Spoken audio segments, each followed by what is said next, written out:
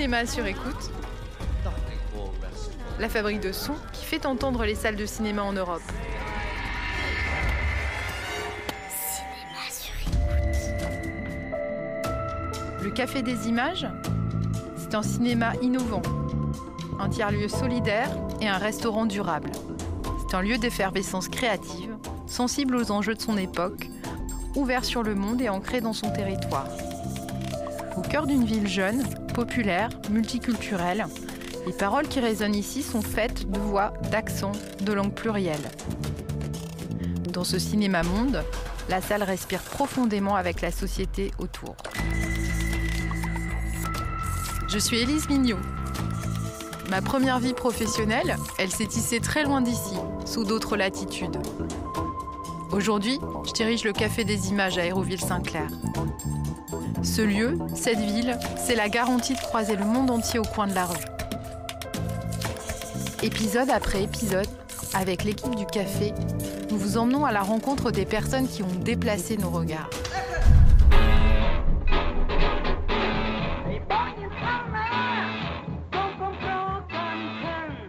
Après avoir cheminé au Brésil et traversé les cinémas panafricains, direction le Cambodge avec le réalisateur et producteur Davy Chou. Né en France, Davy Chou vit aujourd'hui dans le pays de ses parents. Là-bas, avec les énergies des collectifs, il est pleinement engagé au développement et à la renaissance du cinéma cambodgien. Au Café des Images, il est venu présenter son 3e long-métrage, le sublime Retour à Séoul. Avant la projection, nous l'avons emmené de l'autre côté de la place, à la Comédie de Caen. Dans le studio d'enregistrement du CDN, il nous a livré avec beaucoup de générosité sa vision du cinéma monde. C'est Analou Tiercelet qui le rencontre pour la première fois.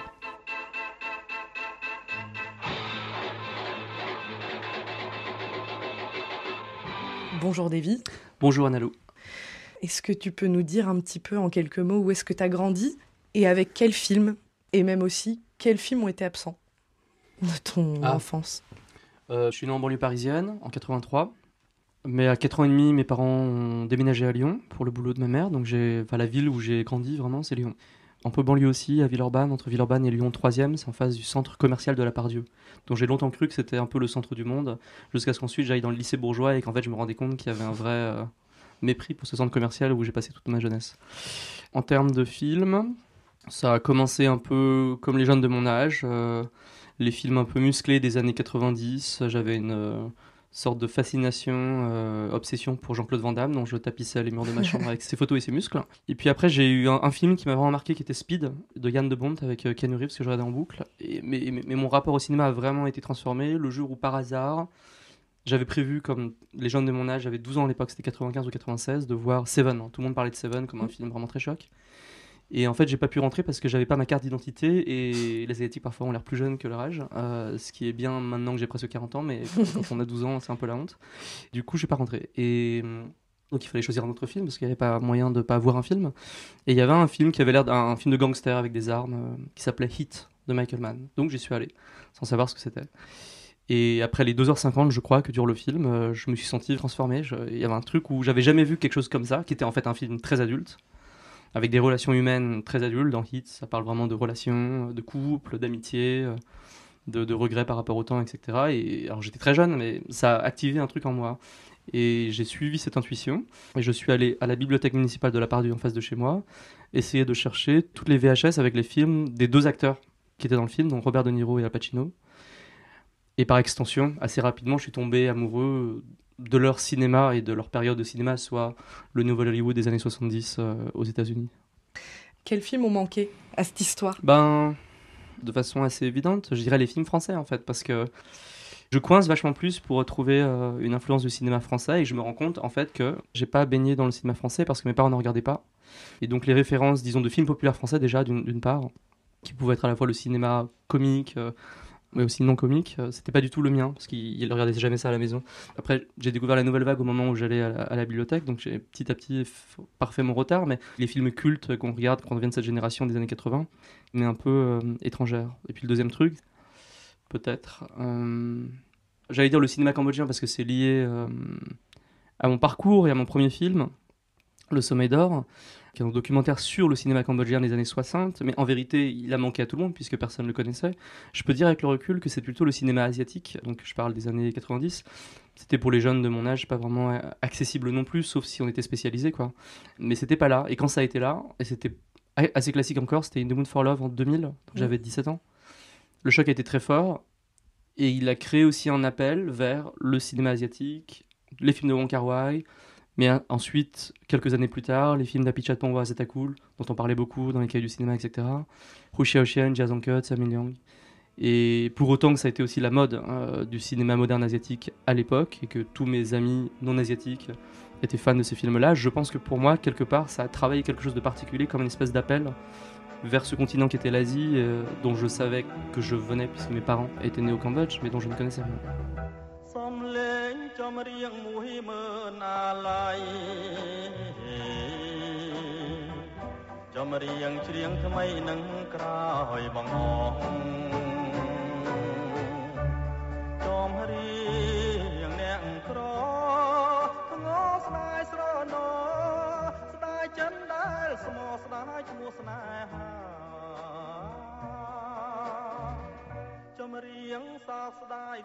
Et justement, je vais te demander la suite. À quel moment, du coup, ton cinéma, il a rencontré le cinéma cambodgien ? Ou le Cambodge tout court, en fait. Ouais, j'ai du mal à en rappeler exactement, mais j'ai tendance à dire quand j'avais à peu près 20 ans. J'ai commencé à poser des questions à ma mère, puis à la sœur aînée de ma mère qui habite à Paris, sur le cinéma cambodgien et notamment sur le cinéma de mon grand-père. C'est-à-dire que leur père, donc mon grand-père maternel qui s'appelait Van Chan, on nous avait toujours dit qu'il était dans le cinéma au Cambodge, mais sans préciser, et étrangement, mais aussi peut-être, ouais, parce qu'on parlait pas tellement du Cambodge en vérité, on n'avait pas creusé plus, on n'avait pas posé plus de questions. C'est ça qui a attisé ta curiosité ? Bah, c'était plutôt le fait que je suis devenu cinéphile, que j'ai commencé à faire des films à 17 ans, des courts-métrages amateurs au lycée, dans un club vidéo, que je m'intéressais à l'histoire du cinéma, que je voyais des films asiatiques, et d'un coup, je sais pas, c'était un truc vertigineux de dire, mais attends, donc là maintenant, c'est clair, le cinéma, c'est ce que j'aimerais faire dans la vie, et en même temps, j'ai ce grand-père qui était dans le cinéma cambodgien, bah, c'est idiot de... Enfin, j'ai aucune idée de ce que c'est, donc c'est plutôt là où j'ai posé les questions, et que ma tante m'a raconté un peu ce que c'était à l'époque, mais j'ai commencé à faire des recherches, et je me suis vite rendu compte que je trouvais rien, en fait. Il n'y avait pas de documentation du cinéma cambodgien des années 60, il y avait... Bon, à l'époque, c'était le début d'Internet en plus et tout, mais je trouvais rien. Et je suis allé dans des magasins dans le 13e arrondissement de Paris, donc le quartier chinois, quartier asiatique, où il y avait avant des VHS, mais il n'y en avait pas. Je trouvais rien en fait. Et donc, c'est quand finalement nous sommes allés au Cambodge pour la première fois, quand je dis nous, c'est moi, mon frère et ma sœur, avec mes parents qui y retournaient pour la première fois en 2008, en 3 semaines de vacances en famille, que j'en ai profité pour un peu chercher à gauche à droite. Et que en fait, étonnamment, je trouvais pas beaucoup plus de choses, en tout cas sur une première recherche. Et donc, c'est à commencer à se visualiser ou s'identifier le fait que ce cinéma cambodgien, qui du coup, des dires de ma tante et de quelques personnes que j'avais rencontrées de l'époque, était un cinéma dynamique, un cinéma qui était né en 60, premier long métrage cambodgien, donc très tard par rapport aux autres peut-être cinématographies du monde, et qui en 15 ans a vraiment explosé de façon populaire, des films très populaires avec la population cambodgienne qui adorait voir ces nouvelles stars locales, ces mythes, ces histoires à la fois légendaires, tirées de contes locaux et folkloriques, et les histoires contemporaines. C'est un grand succès, vraiment un grand succès avec des foules qui allaient voir les films, qui défonçaient les chaises à la fin si la fin était triste, enfin un truc vraiment très viscéral et populaire au cinéma. Et puis en 75, quand les Khmers rouges arrivent au pouvoir, donc le mouvement communiste, et que le pays sombre dans le génocide, en fait, jusqu'au moment où les Vietnamiens viennent libérer le Cambodge en 79, ce cinéma, du jour au lendemain, n'existe plus. Les cinémas sont fermés. Les artistes sont envoyés, comme le reste de la population, dans les campagnes pour travailler dans les champs, esclavagisés en réalité. Et en plus, une liste comme ça de statuts qu'il faut éliminer, qui sont les intellectuels, les professeurs, les médecins, toutes les personnes qui ont fait des études, les soldats, mais y compris les artistes. Et donc les acteurs, par exemple, c'est difficile de trouver les histoires, les témoignages précis de comment ils sont morts, mais la vérité est qu'il n'y en a pratiquement aucun parmi les grandes stars qui a survécu à ces 4 ans. Sauf une comédienne qui est encore vivante, qui était en Thaïlande à l'époque et qui a pu partir juste avant. Mais à part ça, tous les autres sont morts. Et donc voilà, c'est cette histoire-là que j'ai un peu excavée et sur laquelle je comprenais qu'en fait l'absence était vraiment partie prenante de cette histoire. Et donc c'était été 2008. Et j'ai décidé à ce moment-là, en comprenant la réalité de cette absence, j'ai décidé de m'installer vraiment là-bas, seul, en janvier 2009, avec l'idée de rester à peu près 6 ou 8 mois et faire des recherches en parallèle d'autres activités que je faisais, qui était un atelier vidéo pour des jeunes. Et en fait, je suis resté 1 an et demi et j'ai fini par tourner ce film que j'avais du coup produit avec la société de production que j'avais créée en France, avec des personnes qui sont très proches, qui sont Jackie Goldberg et Sylvain de Couvlar. Et j'en ai ramené mon premier film, Le Sommeil d'Or, qui a commencé à tourner en festival en fin 2011. Tu vois. Take two.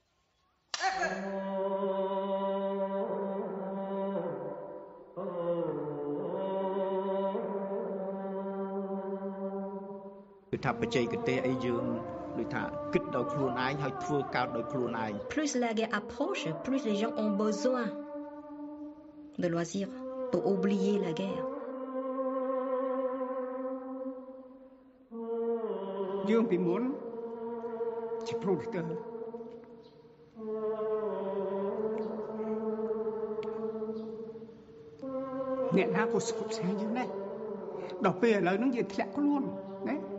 Tu nous parlais de ton film Le Sommeil d'Or, qui parle de l'histoire du cinéma cambodgien. Il en est où le cinéma cambodgien, surtout les salles de cinéma, à l'heure actuelle ? En fait, à l'époque, en 2009, il n'y avait pratiquement pas de salle de cinéma. Il y avait 2 salles avec un seul écran qui montraient des films en DVD de type films très cheapos d'horreur thaïlandais ou cambodgien. Alors que dans les années 70, et c'est ce que je raconte dans Le Sommeil d'Or, il y avait une trentaine de salles, ne serait-ce que dans la capitale, Phnom Penh. Et en fait, en 2011, des salles de cinéma ont rouvert, un peu sur le mode multiplex dans les centres commerciaux, comme c'est un peu le cas partout en Asie et dans plein de pays. Et surtout, ils ont commencé à avoir des licences américaines, chose qu'avant, on trouvait tous les films américains, mais en piratage sur des VCD au marché. Et donc là, ils ont commencé à faire ça, et les gens n'étaient pas sûrs que le public suivrait. Et en fait, il a suivi, et les gens, c'était très peu cher, c'était $3 la place de cinéma au départ. Et ça a commencé à marcher. Et donc, de fil en aiguille, maintenant, il y a pas mal de cinémas, en fait, qui ont ouvert, toujours dans les centres commerciaux, plutôt bonne qualité technique, mais montrant que des films très mainstream, ce qui est logique pour moi dans un pays voilà, qui a été acculturé d'une certaine manière, ou même littéralement avec le génocide, donc on part de loin. Donc c'est vraiment des blockbusters, des films Marvel, des gros films de comédie ou romantique ou d'action thaïlandais, coréen, chinois, parce que la Corée vraiment jouit d'une hégémonie culturelle maintenant un peu en général, mais notamment en Asie. Donc c'est ces films-là qui passent, et c'est bien. Et dans cette espèce de microcosme-là, les cinéastes cambodgiens essayent de faire leurs films. Il y a des cinéastes qui font des trucs très commerciaux, sur des films d'horreur, des choses comme ça. Et puis il y a des auteurs qui essaient de faire leurs films, alors peu qui ont réussi à faire un long métrage, mais certains, notamment des producteurs avec qui je bosse, un producteur cambodgien qui s'appelle Loite, qui lui a produit plusieurs auteurs avec des films qui sont des longs métrages ambitieux, un peu commerciaux, ce qui est logique, puisqu'il faut, il essaie de rebâtir une industrie du cinéma. Ouais. Loy et d'autres essaient de faire ça, et ça prend du temps, en fait. Il faut ouvrir les spectateurs à autre chose, et ça prend énormément de temps, parce que quand on n'a pas l'habitude, on est plutôt réfractaire à ce genre d'histoire et de forme. Mais ça va dans le bon sens, à mon avis.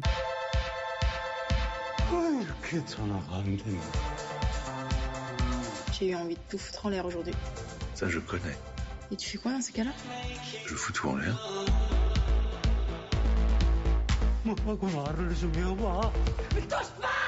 Au Café des Images, tu es venu pour présenter Retour à Séoul, oui, qui est un film du coup que tu réalises, et tu es aussi producteur, comme ton aïeux. Comment tu fais cohabiter ces 2 rôles-là maintenant dans ta vie ? Pendant longtemps, c'était compliqué. Notamment au moment de Diamond Island, mon précédent film. Quand j'ai décidé... Le Sommeil d'Or, je l'ai fait en 2011. Après, je suis rentré à Paris. Je bossais sur cette boîte de prod, Vicky Film. On faisait des documentaires, notamment on a produit plusieurs documentaires. Et à un moment, j'ai senti que je voulais vraiment faire mon deuxième film, qui est un long métrage de fiction, sur la jeunesse cambodgienne. Et j'ai compris qu'en fait, les deux n'étaient pas conciliables. Il fallait quelque part que je laisse un peu tomber la production pour que je fonce à fond, à 200% sur l'écriture et la réalisation. Donc c'est ce que j'ai fait. Et à l'époque, j'avais dû créer une structure de production au Cambodge, mais de façon un peu opportuniste, au sens où, pour demander des subventions en France, notamment de ce qui s'appelle l'aide au cinéma du monde, qui est une aide entre le CNC et l'Institut français pour les films tournés à l'étranger, en langue étrangère, mais avec un partenaire français. Il faut une structure locale sur place. Et donc, comme il n'y avait pas de boîte de prod au Cambodge avec laquelle je pouvais travailler, j'ai décidé de créer la mienne, puisque j'avais déjà créé une société en France, donc il n'y avait pas de problème avec ça. Et je l'ai créé avec deux personnes de mon âge qui sont des cinéastes, en fait, plus que des producteurs. Un Taïwanais américain qui s'appelle Steve Chen et un Cambodgien né au Cambodge qui s'appelle Kavich Ning. Et à l'époque, Kavich, qui était un peu mon complice de cinéma, quelqu'un que j'avais rencontré lors de ce premier atelier vidéo en 2009, qui était un peu plus jeune que moi, mais qui avait tout de suite un regard très acéré sur les images que je montrais. Il voulait faire des courts-métrages, et j'avais dit, ouais, je vais t'aider. Ritipan, le grand cinéaste cambodgien, très connu pour pas mal de films, et notamment ses documentaires sur le génocide, comme S21, La machine de mort Khmer Rouge, ou L'image manquante, avait un peu formé Kavich au documentaire, mais là, Kavich voulait faire de la fiction. Et je lui ai dit, je vais t'accompagner. Et à un moment sur Diamond Island, j'ai dû laisser tomber en disant, bah non, je vais pas pouvoir t'accompagner. Et je l'ai mis en contact avec ce qui est devenu sa productrice française, qui s'appelle Marine Arrigui de Casanova, qui est basée à Paris. Et après Diamond Island, disons en 2017, 2018, je sais pas, j'étais entouré de gens qui me semblaient avoir quelque chose à dire, du talent, notamment des cinéastes femmes, en fait, enfin des jeunes femmes qui avaient jamais fait de film. Et j'ai créé fin 2017 un projet qui s'appelle Echoes from Tomorrow, où c'était produire le premier court-métrage de 3 réalisatrices nées au Cambodge. On a levé un peu d'argent comme ça sur crowdfunding et on a fait ça. Et à partir de ce moment-là, j'ai commencé à produire de plus en plus. Et les films de Kavich Ning aussi, dont j'ai produit 3 courts-métrages avec Marine Arrigui et d'autres films. Et de fil en aiguille, j'étais amené à produire à la fois le long-métrage documentaire de Kavich qui s'appelle Last Night I Saw You Smiling, qui était à Rotterdam en 2019. Et le premier long-métrage de fiction de Kavich qui s'appelle White Building, qui était à Venise et qui est sorti en salle avec les films du Losange en 2021. Et je suis même devenu le producteur exécutif du film Onoda, 10 000 nuits dans la jungle d'Arthur Harry, qui a fait sensation à Cannes en 2021, puisqu'il cherchait sur place quelqu'un pour mener la production. C'est un métier très différent, production exécutive, tu dois un peu tout gérer sur place et ouais, être le référent, et c'est très concret en fait, c'est pas de la production où tu cherches de l'argent, c'est vraiment très logistique. Mais je suis un peu yes man, donc j'ai dit oui, et donc je me suis retrouvé à travailler sur ça à peu près 1 an et demi, pas full time, mais 1 an et demi. Et donc de fil en aiguille, par la force des choses, je suis devenu à la fois réalisateur, producteur, presque à égalité. Mon activité de réalisateur s'est vachement, de fait, ralentie, puisque l'écriture de Retour à Séoul a pris presque 3 ans, parce que je devais trouver à chaque fois 2 semaines par-ci, 2 semaines par-là, entre les différents projets de production. Mais même si ça peut parfois me frustrer, j'en ai pris le parti pris et je l'assume, parce que je prends énormément de plaisir à accompagner ces cinéastes cambodgiens que je produis avec Anti-Archive, avec qui je passe beaucoup de temps, qui travaillent aussi avec moi sur mes films, notamment sur Diamond Island. Et donc cette espèce d'esprit un peu collectif qui est le nôtre me nourrit énormément et me rend assez heureux. Ok, et justement, qui sont tous ces jeunes réalisateurs du Cambodge et c'est quoi les énergies qui sont mises à contribution dans ces projets-là ? En vrai, c'est vraiment une bande de potes qui travaillent ensemble, avec tout ce que ça peut apporter d'extrêmement riche au niveau humain, et les limites parfois de travailler avec ses potes. Parfois on peut se prendre la tête et ça peut parfois dégénérer, et ça a été le cas sur certains projets, mais moi je ne sais pas travailler autrement en vérité. Ça veut dire j'ai du mal à ne pas devenir ami avec les gens avec lesquels je travaille. C'est le cas moi pour ma productrice et pour les gens à chaque fois qui travaillent avec moi. Et donc il y a cet esprit-là très particulier. C'est des gens plus jeunes que moi. Moi je suis né en 83, j'ai 39 ans aujourd'hui. C'est des gens qui ont plutôt entre 30 et 35 ans.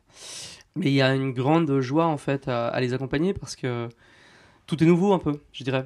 Faire un film, faire un long métrage, quand on est au Cambodge, personne ne fait un long métrage qui ensuite est montré à Venise, à part Ritipan ou à part moi, mais qui avons une expérience de la France par exemple qui nous a un peu changé. Et donc cette génération précise-là, née après les Khmer Rouges au Cambodge, ce qui n'est pas mon cas, elle a des choses à dire en fait, elle a des choses à dire et un regard en fait sur leur réalité, sur le monde qui est vraiment intéressante et qui moi m'inspire en fait. Donc c'est cette dynamique là en fait. Et puis pareil pour les réalisatrices avec qui je bosse, comme Danek San ou Srelin Mea ou Kanita Tit, c'est les 3 réalisatrices du projet Echoes from Tomorrow. Moi j'étais vraiment parce que quand on est réalisateur et qu'en plus nos films sont un peu célèbres et tout, on peut aussi avoir un gros ego et être un peu dirigiste. Moi ma position de producteur, c'est vraiment de les laisser au maximum libres, quitte à parfois j'ai pu le regretter, mais vraiment sur le tournage de pas être présent et de pas donner de conseils pour que les gens fassent vraiment qu'ils aient l'espace de liberté. Et ces réalisatrices-là m'ont vachement étonné sur ce qu'elles racontent. Je pense vraiment dans la forme, dans les histoires, même dans la forme, dans le rythme, où c'était vraiment un moment des personnes qui ont été synchrones avec elles-mêmes, et qui ont produit quelque chose qui leur ressemblait vraiment. Et je trouve qu'il n'y a pas plus beau quand on fait des films que ça. Ça veut dire se mettre vraiment, j'allais dire en danger, c'est pas en danger, mais en tout cas sauter dans l'inconnu et se donner dans le film. Et à la fin, la forme qu'on reçoit et qu'on produit, c'est vraiment quelque chose de synchrone avec soi, quoi. Et c'est ce que je ressens quand je bosse avec elle et eux. C'est la seule chose qui me reste de la Corée. C'est ta mère? Biologique, je pense, oui. Tu vas essayer de retrouver tes parents? Non. Pourquoi non? 네가 와서 우리랑 같이 살았으면 좋겠어. I have my family and my friends over there. He has to understand that I'm French now. T'es aussi un peu coréenne. Et de ce monde aujourd'hui, de quoi es-tu curieux? Non, mais sur le film Retour à Séoul, c'est un film où le personnage principal est tout le temps un peu ballotté un peu entre deux identités, entre deux pays. On a l'impression qu'elle doit choisir entre Corée du Sud et France. Moi perso, je sais pas de quoi demain sera fait non plus. Je pense, moi, je veux pas me sédimenter, en tout cas de penser que voilà, je vais rester au Cambodge et y vivre encore 20 ans, ou alors revenir en France. Je sais pas. Donc tout est assez ouvert. Et dans ce contexte-là, c'est vrai, et notamment quand on est cinéaste, on a la chance de pas mal voyager quand on fait des films qui du coup vont en festival. Ça change la vie en fait, d'avoir eu la chance de voyager beaucoup dès Le Sommeil d'Or, puis mes autres films, de voir un peu tous les continents, de confronter nos expériences avec d'autres cinéastes, mais tout simplement aussi avec les gens là-bas et d'avoir du temps là-bas. Donc je sais pas de quoi je suis curieux exactement, mais en tout cas, c'est toujours une énorme joie d'avoir la chance d'aller gratter un peu ailleurs que chez soi, ce qui se passe, les personnes qu'on peut rencontrer, leurs difficultés, leur vie. Donc j'espère que ça m'arrivera encore, même s'il faut faire attention à pas trop polluer maintenant avec l'avion quand même. Oui, c'est sûr. Et ma question préférée, Ouais. au Café des Images, on pense que les films, ils ont un pouvoir magique. Pour toi, c'est quoi le pouvoir des films? C'est marrant parce que je viens de faire une émission et on parlait de ce que le cinéma peut changer le monde, et ma conviction c'est que je pense pas que le cinéma puisse changer le monde, mais ce qui peut, au moins en termes politiques, c'est déplacer le regard. Et je pense que ça, pour le coup, c'est là l'un des pouvoirs magiques du cinéma. Pas juste nous montrer une autre réalité, mais nous bousculer un peu sur certains préjugés, sur la façon un peu cliché, prémâchée, ou nos conceptions un peu prémâchées qu'on peut avoir de certaines choses, de la vie des gens, mais aussi d'autres choses, et qu'un film peut nous inviter tout d'un coup à épouser une autre perspective, qui serait celle du cinéaste, ou des gens qui sont filmés, ou de l'histoire qui est filmée, et de déplacer ça, et de nous mettre en tension par rapport à ces clichés et ce que le film nous invite à regarder différemment. Et déplacer le regard, pour moi, c'est un truc vraiment magique, parce que c'est dur de sortir de soi, en fait. Il y avait ce texte sur Lost Highway de David Lynch, un texte américain qui m'avait, en anglais en tout cas, qui m'avait fasciné, où il disait que le film, vraiment, donc on se rappelle de Lost Highway, c'est un film en 2 parties, où tout d'un coup, au milieu du film, on change de personnage principal et on ne sait pas pourquoi. Et il disait peut-être que le film, ce qui est une piste du coup un peu différente de ce qui a été habituellement raconté sur le film, c'était l'expérience d'être quelqu'un d'autre, qui est une expérience qu'on n'aura jamais. C'est quoi être quelqu'un d'autre? On peut y réfléchir, mais on ne saura jamais qu'est-ce que c'est que d'être, moi, être à ta place, et de savoir comment tu vois, enfin, qu'est-ce que c'est d'être autre, quoi. Et je reviens à Retour à Séoul, en fait, l'un des titres, à un moment, quand on était à montrer le film à Cannes, on avait trouvé un titre, notamment le titre international, qu'on a dû changer sous l'invitation de Sony, qui voulait un titre plus commercial, mais il y avait un très beau titre de travail, enfin, en tout cas officiel, le premier titre officiel, qui était All the people I'll never be, toutes les personnes que je ne serai jamais. Et moi, ce truc-là, c'est un truc qui me parle, parce que je pense que toutes les personnes qui ont des expériences un peu comme la mienne, d'être allé dans un pays où tu aurais pu naître, en fait, parce que le Cambodge, c'est ça, c'est-à-dire sans le génocide Khmer Rouge, je serais né là-bas, enfin, c'est même sûr, quoi, et donc ma vie aurait été tellement différente, mais je saurais jamais c'est quoi, même si là, j'y habite, même si je suis entouré de gens qui sont nés au Cambodge, je sais pas c'est quoi être né en 83 au Cambodge, ça veut dire dans les décombres aussi des Khmer Rouges, et dans un pays presque impossible à vivre, alors que je suis né du coup en banlieue parisienne, c'était plutôt heureux. Donc c'est quoi l'expérience d'être autre?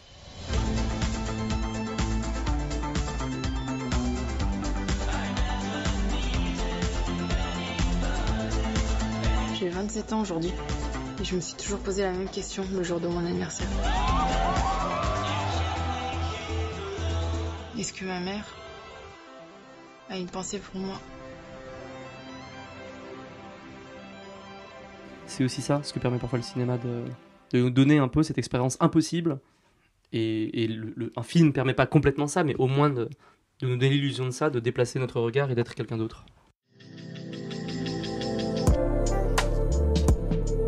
Vous venez d'écouter Cinéma sur écoute, le podcast qui donne à entendre les salles de cinéma en Europe. Cinéma sur écoute est lauréat de l'appel à projet Collaborate to Innovate 2021, mis en œuvre par Europa Cinéma et financé par Creative Europe Média, Union européenne. Une production Narasson.